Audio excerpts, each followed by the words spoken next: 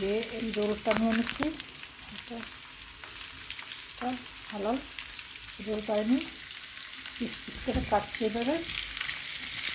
পেঁয়াজটাকে আমি আগে বেজে নিচ্ছি, পেঁয়াজটা বাজার পর আমি এটা দিয়ে দিলাম।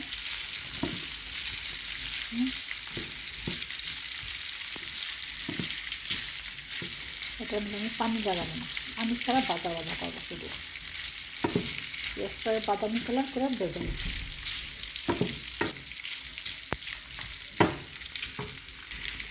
আমি টমেটোটা দিয়ে দিলাম, একসাথে ভাজা করে টমেটো দিয়ে দিলাম।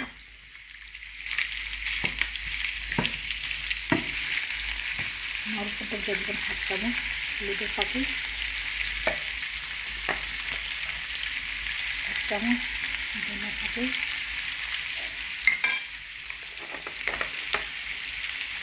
এইটা করে একটু দিয়ে দিলাম গোলমরিচের ফাঁকি।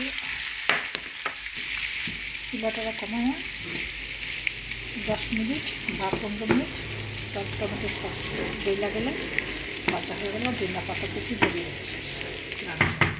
ধনিয়া পাতা এটা কুচি করে দিয়ে আর কখনো জাল করবেন না, চুলা বন্ধ করবেন। এই ভাবে সিদ্ধ সুন্দর গরম হয়ে যাবে। সিদ্ধ করা কমপ্লিট করা মাংস জাস্ট আমরা একটু গরম মশলা দিয়া, বেশি সময় লাগে না, অল্প সময় লাগে।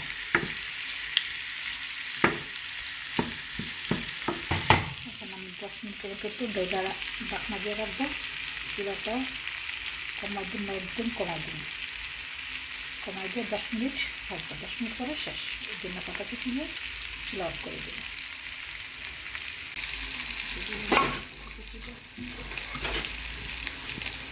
চুলাটা অফ করে ধনিয়া পাতাটা দিলে সবুজ সবুজ থাকে, কালারটা সুন্দর হয়, গ্রানটা থাকে। বেশি সুন্দর হলে ধনিয়া পাতা। এই যে আমি নিয়ে নিয়েছি রুটিটা, আটার রুটি, একটা প্লেটে এর মধ্যে দিয়ে দিব এই যে ফরমাস চিকন চিকন কলা, যে এইভাবে বিছিয়ে দেবো মাঝখানে রুটিটার মাঝখানে এভাবে দিয়ে দিব। তারপর দিয়ে দিব যে ভুনাটা, মাংস ভুনাটা করে রাখছিলাম, এটা এইভাবে এক সাইড করে মাঝখানে দিয়ে দিলাম। তারপর হালকা আবার একটু ফরমাস দিয়ে, মানে বড়ো ছেলে ফরমাস পছন্দ করে, বাচ্চারা তো ফরমাস পছন্দ করে, ফরমাসটা দিয়ে দিলাম। আর একটু গরম দেবো মাইক্রোওভেনে। রুটিটা হয়েছে গরম। এখন দিয়ে দেবো সালাদ, শসা কুচি, সালাদ পাতা কুচি,